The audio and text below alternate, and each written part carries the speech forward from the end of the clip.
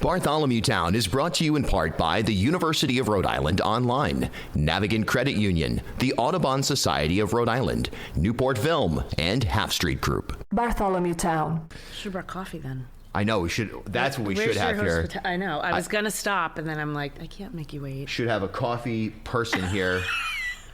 Maybe with a bow tie, you know. Don't need fancy. Okay. Yeah, well, no. I don't either. Believe me. Take a look around. No, but I use my coffee shop analogy a lot when I've been talking about Echo. Sure. I mean, so like we can just jump into it if you want. Yeah, let's jump into it. Laura Jaworski, House of Hope. And, you know, one thing I wanted to really get into today, given that it's starting to get warm, I'm wearing short sleeves right now, is that it might be a really good time to start thinking about next winter at this point in time. But let's celebrate what has already been accomplished. And you have been the leading voice behind Echo Village, the pallet shelters that took forever to get open, but ultimately did open up this winter. So Echo Village, your initial take on that. Yeah, it's an interesting moment in our system right now. It's certainly an interesting position to be in, because while we don't want to celebrate needing to open up more shelter beds as a state that's adopted, that we're a housing state, the fact of the matter is that the unsheltered crisis in Rhode Island has just exploded in the last 5 years. That's no surprise to anyone. And really the pandemic is really what not only I think illuminated the struggles and the issues and the challenges of the sector, but it certainly also exacerbated it and made it a lot worse. And so at House of Hope, we made a decision as a team alongside of our board that we were at a crossroads. We had a decision to make. I've been calling it our challenge accepted moment. And as an agency that had also stepped away from doing shelter, we used to operate Harrington Hall. We had stepped away from that and had been focused more in the supportive services that we provide. It was a difficult moment for us to sit and say we believe that housing is a basic human right, but at the same time recognizing and really bearing witness to people in those, especially in the first few months of the pandemic, who were on the streets, the growing numbers, and listening, as we do all the time, the growing fears that people were verbalizing to us. And so there was a real moment there where we said, we can either do something about it or we can continue to advocate for it. And so advocating has not been effective. And so what would it look like if we decided to step forward and not just do shelter, but if we were going to take advantage of this as an opportunity, as a moment in time for us to do something, then let's do it, and let's go all the way and do something that has not been done here, and let's let the people we're serving drive that bus. And lots of speed bumps, lots of moments of doubt, but we really never looked back and really firmly believed that this was the thing. And as I looked around the country and spent that forever period of time, honing our model and interviewing stakeholders across the country on how their programs were operating and their lessons learned, it granted us a little bit of a gift in being able to make those adjustments to what we wanted to do here and go forward. And for example, Austin, Texas is one place that they've deployed pallet shelters, right? What other municipalities were you in contact with, and what did you learn? I've been in touch with folks in the Pacific Northwest, in the Washington area, Minneapolis, Southern California, Boston, Burlington, and even in Connecticut as well. And learning things like size matters. When we first started this, we were really ambitious. We were like, we're gonna house 100 people, and that was largely because right before the pandemic, there were about 100 people that were unsheltered, that were outside. We knew them all, and so we were like, we can do this. And so as we went through time, we recognized, certainly observing even just how villages were laid out, that size. So really scaling it down, listening to those other communities, who they were serving, and then looking at our own challenges here. And again, what people were verbalizing. It was really important for us. And part of our values is that we do our work starting where people are at, literally and figuratively. And so it starts with, how are you? Are you okay? How can I help?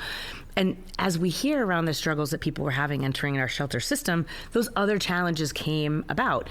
I have a chronic medical condition, and I don't know what this virus will do. And at most, I know it will likely kill me, and so I don't want to be in a shelter, or I have to separate from my partner, or I have acquired a pet, and I have to be faced with either my own human survival or surrendering my animal if a shelter bed is made available. So people are being faced with really difficult choices about their support system. And I think it's a surprise to people because it's not the narrative that many hear. There's so many misconceptions. But to go back to your question, the size of a village that somebody had, how to manage couples. We were like at the beginning thinking couples can stay in their own units, but when you only have 70 square foot space that those pallets are providing, people need their own room to again, literally and figuratively kind of stretch out a little bit. And so couples can come in, they're each assigned their own unit. Pets, as I meant, the other big thing, allowing a space for pets to come in. So we have a dog run and a wonderful partnership we've started with the Potter League, who come in and provide supplies, veterinary care, those kinds of things. And even in the way that the units themselves are configured, right? They're not meant to be permanent. They're built and they look the way that they look. And so for all of the folks that have immediate reactions, they're meant to only be a temporary space. They are meant to look like a shed. They're supposed to be more, they have more structure, obviously, but better protections for a human being as opposed to sleeping in a tent or out in your vehicle or simply with just whatever blankets or clothes you can grab. So having that space set up to just temporarily house somebody until we can move them on. Yeah, there's definitely been an effort by people to diminish the project from whether they want to point to the physical nature of the shelters, and like you said, you got these sheds, and it's somehow create this narrative that it's a blight, or it's near the strip club, the Foxy Ladies, so therefore it's Foxy Village, and people can walk over there. This is just part of a broader narrative ignorance that we see around just actually humanity as a whole, but particularly around the unhoused crisis, where there's a dehumanization that takes place. The process to get the shelter open it was actually interesting to watch because there were some important things that we learned about the bureaucracy and the way that things are going to go in Rhode Island moving forward when you want to do innovative and bold things. In particular, zoning, where the reason, or one of the reasons, or many reasons why it was delayed, the project's opening, but the fire code on the buildings, there was no particular fire code for which the state fire marshal could designate that these units were safe. And in the wake of the station fire codes are certainly something front and center on all Rhode Islanders' minds, and particularly for the governor. There's liability. There's a lot of things that go into this. But boy, you think about that as compared with like the Justin Royas, Miguel Sanchez pop-up shelter at City Hall that took place, where they said, it's 16 degrees out. People are going to die. We don't care about the rules. This is a punk rock moment. This is a soulful moment. We're opening up City Hall. Punish us later. So you've got kind of contrasting approaches. You need the officialdom to sign off on it, though, to sustain, and that created a delay. Your take? Yeah. And so when we set out to do this, we had no idea that we would cause disruption on that side of our work. And as a housing developer ourselves, we own properties. We've developed and renovated properties and house folks in those. We're supporting, over 200 people every year. Mostly in our own properties, but in others that we're renting across state. So we know housing as well. And so wanting to approach this project and wanting to be positioned in that design phase as the construction process was going along, lending our expertise, but more as a supportive services provider. So talking about the design of the project, the layout, thinking about how we wanted each of the pallets to be configured and the services and all of this, and being sensitive and trauma-informed. And never in a million years setting out and saying, like, we were actually going to illuminate all of the barriers and how abnormal our normal housing development process is here in the state. Right. So, and so the timing was also really interesting looking back, because then as the pandemic kind of dragged on, and we saw then through Speaker Sakarchi's leadership, really people's eyes opening to just how challenging it was and why do we have this problem that we are facing now.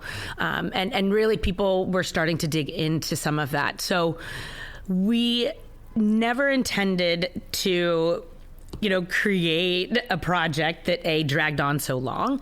But I'm really grateful because I think for a lot of reasons, it, like I said, illuminated how antiquated our zoning laws and code laws are. We have a modern day problem. Well, some could argue homelessness and housing insecurity has been around since the beginning of time. But for where we are in this moment, considering using a pallet structure, it's not, it's a modern intervention to a very old problem. And our code hasn't kept pace. And with that, professionals have likely not kept pace either. And, the world is changing, professions are changing, interventions and tools. There's all sorts of ways that we're progressing. And I think there's a moment, too, where coming to the table and being open to those new ideas and figuring out, how can we make it work? Because the other thing is, other communities have made it work, too. And so what was interesting is in starting this out 4 or 5 years ago, the first thing wasn't even a zoning issue. It's too cold here. So it wasn't that these things, were a fire risk or people won't be able to stay warm enough in one of these units or cool enough. But mostly it was that, someone would open the door to a 70 square foot unit and you'd be frozen. And then you'd spend all this time and energy and heating up this little box. Mm-hmm. And it was just an inefficient thing. And as we went through and said, no, here's how this can work and what's inside. And then time drags on, and you then start to see communities who have, before it was largely out west, in the southeast, right? Oh, this is a warm, temperate climate intervention. You start to see Burlington. You see Boston. Boston constructed their community in less than 100 days, shortly after Mayor Wu took office. Mm-hmm. So that tells you something right there about the ability to coordinate and leadership. Yeah. And so then we see cold, and then Canada, Canada comes on board. And it's if Canada can do it, we can certainly tackle it here with the weather. So, and then you start to see this forward movement of, it's, no, it's, we don't know how it fits and how to ascribe it to. And, I think there were efforts to try to push this forward more aligned in like a campground or something else that makes a lot more sense. But at the end of the day, we're faced in a scenario where individuals are making a determination based on their expertise and like any other profession, and we have to follow that guidance for life safety. And as I've maintained, fire marshals in the business of life safety, the building commissioner, and so are we at House of Hope. It just looks a lot different. And so, of course, we want to honor that. But at the same time, it's really important with anything we do, anywhere, Eco Village or otherwise, that we're making sure that what we're doing is still applicable and it makes sense, especially when we're trying to solve something now. Right, absolutely. And you mentioned Mayor Wu in Boston, and I jumped in and quasi-interrupted you, which I'm sorry, but the term, it's priorities. Mm-hmm. This is reflected in budgets, mm-hmm. right? When we talk about budgeting on a state or federal basis, it's a reflection of priorities. Aggressiveness and creative thinking on this type of work with Eco Village or at pallet shelters, or frankly solving the crisis of the unsheltered as a whole, is a set of priorities. What we saw was on the day of the opening, where the extraordinary rendition band was down there and the whole deal, celebrating the opening of Eco Village, we heard Mayor Brett Smiley say, this may not be the only site in Providence. We might look to do more of this type of work in Providence. Contrast that with Ken Hopkins, who in Cranston, he's basically said, we're not interested we've already done our part by having Harrington Hall and the penitentiaries and so on and so forth. So we don't want any more shelters here. Now, I think Hopkins gets painted as some kind of evil guy because of this, which is also incorrect, because I think he just has a strategic vision that is radically different and politically different than what you or I or Michelle Wu would probably say. Mm-hmm. how do you win over Ken Hopkins? That's or some of these other municipalities that say, well, we don't want this. How do you play into their heartstrings? Because they've got to be there. These are not evil people. No, I don't believe that they're evil people, and they're working to serve a constituency just as I am, right. As anyone is, right, with what we're doing. And it's difficult too in the landscape of Rhode Island. 39 cities and towns. Yeah. And some of them feel like they're only a few feet wide. And, we see this too with even as folks are moving, the folks that we're serving are in vehicles, they're encampments, they're mobile, they're transient. And so, a municipality will call and say, well, that's that city's problem or my city's problem. And it's like you sneeze and you're next door to another town. So in some ways it's the provincialness of Rhode Island is a little, it's a little much sometimes. Right. Don't confuse the border between Warwick and West Warwick, lest you be spend decades in purgatory. Yeah. And so it's how do you change, there's people's hearts and minds. Oftentimes it's not until somebody has an experience personally. Yeah.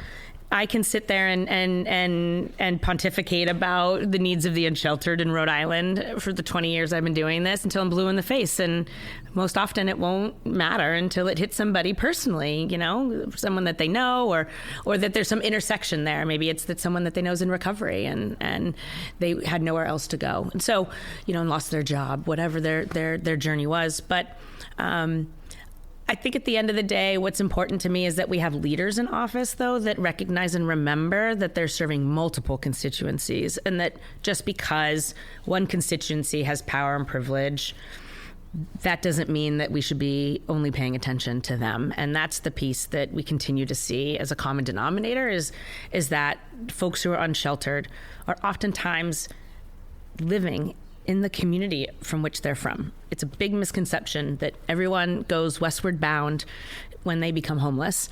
And it's a large misconception. 3/4 of the folks that experience homelessness are experiencing that in their community of origin. And so they might shift slightly to be closer to amenities because maybe they're, not close to a bus line or what have you. So they, they've lost their housing and they set up a tent near a bus route. Well, but we know that they're local. And so that's an important component to remember for political leadership as well, that no, these are people that are of and from here, and you have an obligation to serve everyone. And I think when you have the other difference maker, and I even had to remind people of this, is, I heard a lot during the pandemic, we don't have any shelter providers that want to do this. And we need more shelter beds, but everyone's tapped out. And rightly so. We were all tapped out. But I had to remind them as well, no, I've raised my hand and I've said, I will operate a shelter. The difference is that it won't be a shelter that you want to run. I'm challenging you to do something that's new and different. And it's pretty flipping hard. Yeah. But other communities have been able to figure this out. So how come we can't just take a page out of their playbook? And I quite literally did with right. How generous other communities were in sharing, as I mentioned Boston earlier. Boston gave me their playbook on how to do this in 100 days or less, and said, here we go.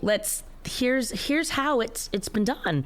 So we also don't have to reinvent the wheel either. And I think I feel like I've been talking in quotes a lot, but the other part of this is once you know better, you can do better. And I think that's where people coming and sitting down with an open mind and hearing what the possibilities are, that's the part I'm really excited for at Echo Village, is the transformative part that we're entering in now. Yes. And to that end, here it is, looking out the window here, it's certainly not summer. And by the way, warm weather does not mean that the unhoused crisis is solved. I mean, it's miserable to be outdoors in the summer as well. But at the same time, we all know that there's a difference between being outside on a 16-degree day in December and being outside on a 90-degree day in July, fundamentally. And so there is a practicality to the notion that the cycle, if you will, of the discussion of homelessness in Rhode Island is seemingly always the same thing. We have the summer, we have the spring, the summer, and then the fall, and then, oh my goodness, what do you know? There's Christmas lights up. Now it's starting to get cold. Uh-oh, we better start getting our act together. And I know that this isn't true. I know that people like you are working behind the scenes. I know this is not behind, you're actually in front of this. There's organizations that are out in front year round. But political leadership, come on, man, what is going on here? We got it. Why are we not? Why does it seem like every year we're playing catch up when we get to the cold weather? Yeah, and so the other wild card that's happened, it's like all the moving parts, right? We have the pandemic, we have the opioid epidemic, we have the housing crisis. We also then had a change in our political leadership here, right? Where we had our governor leave for Washington, and then we had Governor McKee, Lieutenant Governor McKee, elevated to governor. Right? Yeah. So we had new people in new positions, and then we had a Department of Housing created. And that was literally building the plane as they were flying and trying to manage not just an unsheltered crisis, but a housing crisis. And how do we do that? And stepping in. And it's been challenging as our numbers have grown. We've really stepped away from a year-round winter solution just because the needs have felt and are statistically great 12 months out of the year. Almost made our year longer than it needs to be. I was going to say, please, in this day and age, no, let's not do that. Yeah, and so it's just, again, for context, because it matters and it's important, there's just so many moving parts there. Yeah. And you're right, we were sounding the alarm that the needs are great every day, 365, and in particular when it does get really cold, our extremes put people at particular risk. So I think there's still a great moment for leadership to step in. There's not a solution that's hidden under a rock somewhere that we've all been waiting to find. So much of it has just been that we're hungry for someone to be in leadership. That's a lot of what was exciting about Speaker Shekarchi coming forward and pulling that General Assembly together and saying, we have a moment in our team as electeds to get these packages out the door and to make things start to happen. And so, again, that's the kind of leadership, again, replicating it. So whether that's through the governor's office or through the Department of Housing, and even within our own service provider community, we're all hungry for that leadership to come together. And to your point earlier, when you raised the extremes of all of the bureaucratic challenges that we're faced with Echo Village, and then the extreme with the council members opening up City Hall as a warming center, in part to kind of and bucking the system, right? Mm-hmm. There's certainly a place for that, and there was a piece of that felt like we haven't had a mobilization moment like that since really before the pandemic, and so there's great value in us coming together and doing that. Part as action and part as actual service and of help to people. But I really think that we're going to get around this problem by having strong leaders who are not afraid to take risks and take chances, and in a way that is in service of humankind and of Rhode Islanders, to move us forward to finally solve it. There's a lot of people, to your point, a lot of people doing really great work, admirable, hard work, in staring true pain in the face every single day and not backing down and looking away from that. And we need help to continue to move our work forward. I completely agree. And those partnerships are so fundamental to where we need to get to. Mm-hmm. Excuse me here. No. Hydration zone. So we're all about it. The weather's changed, so it yes. Is. You can feel it. I'm just going to say this. I'm so tired of conservative talk media people in this market turning this entire problem into a joke and then trying to take some level of ownership that they're solving problems as well. The hypocrisy is outrageous. Mm-hmm. And then you get people making fun of Shower to Empower, which is a mobile shower unit that, every now and then I'll see it go down Elmwood Avenue, this unit, and it just kind of hits you right in the center. Maybe that's where our soul lives. I don't know if you can pinpoint where the soul actually lives in the body, but you remember, there's good people in this world. There's good people who care, and they're not in it for some kind of Twitter celebratory environment. How do we change the narrative around this problem from being something that is either viewed as, hey, this is a burden on society, and I wish we could help, but some people it's just the way it is. Some people are a burden on society. And then the flip side of that is, well, you know what?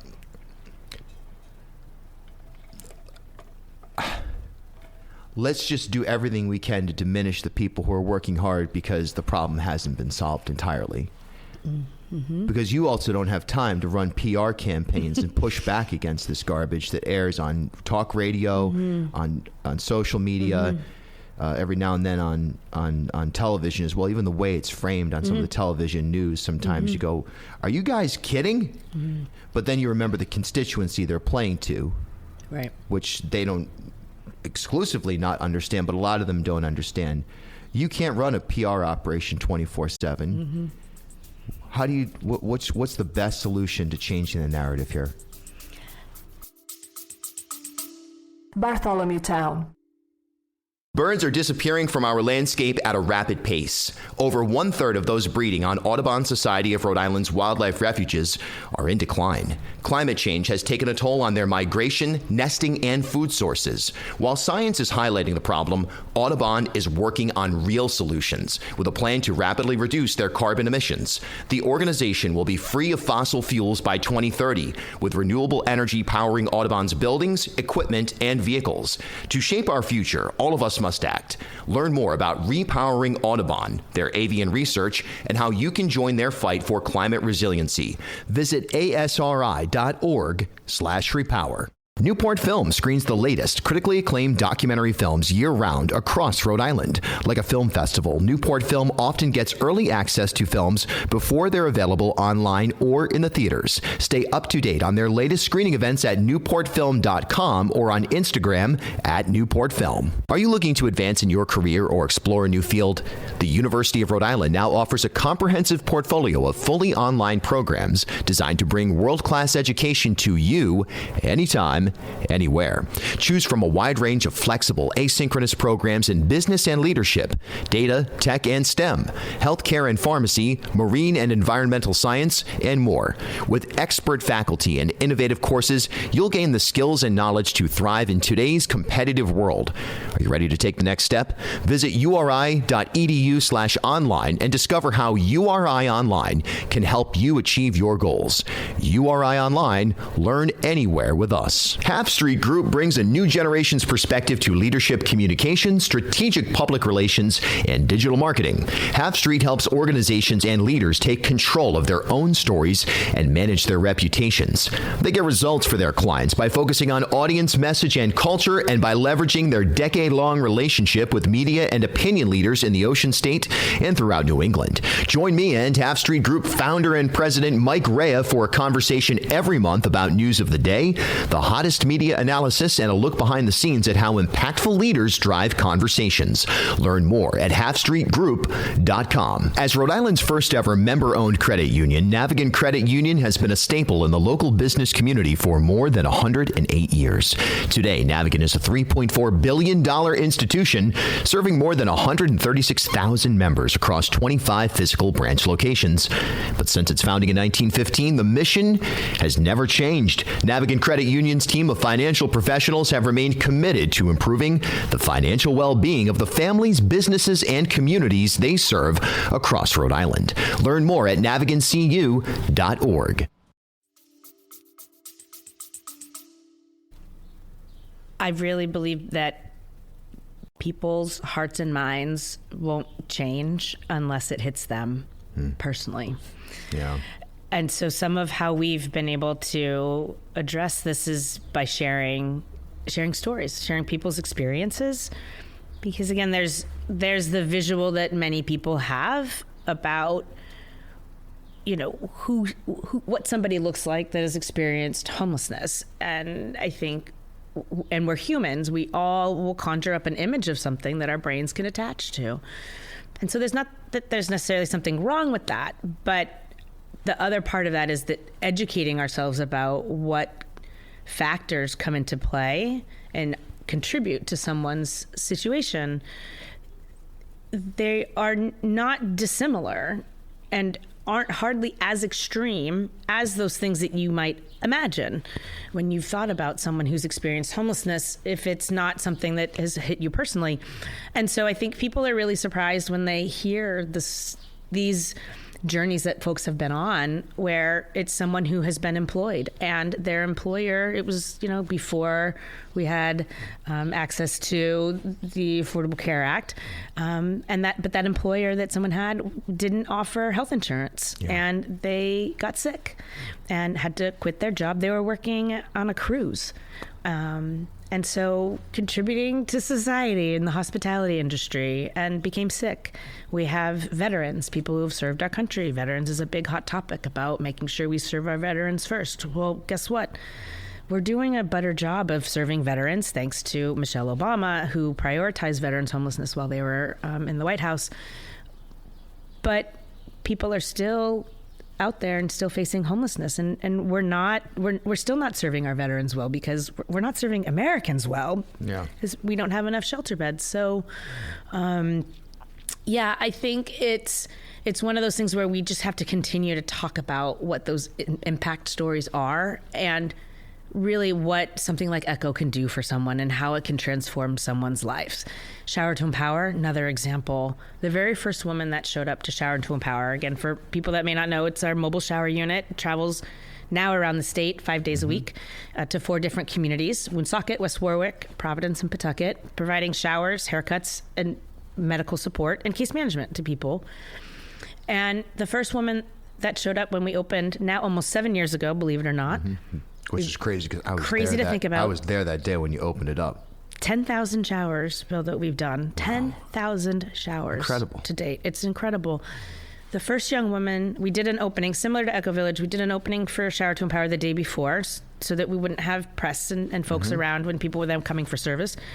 And this young woman had been sleeping in her car. She was in her early 20s.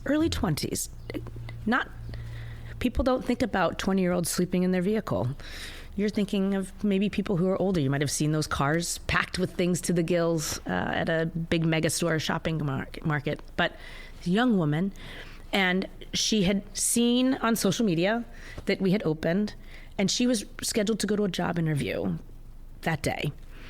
And she had been thinking about not going because she had been sleeping in her car. She hadn't showered in days, and she was menstruating, and she was like, I don't feel clean. I don't feel presentable. How are they ever going to hire me? This young woman knew already how important it was to put a good foot forward, and wanted to present herself and had pride in herself. Those are not things that people associate when you talk about the things that you're mentioning on talk radio and other places. Yeah. And this young woman, she showed up, and I'll never forget her face when she walked out, and off she went to her job interview. That's the stuff. So it's not the big flashy, like, get someone into an apartment. Yeah, that stuff matters, but there's so much that goes into those small little decisions.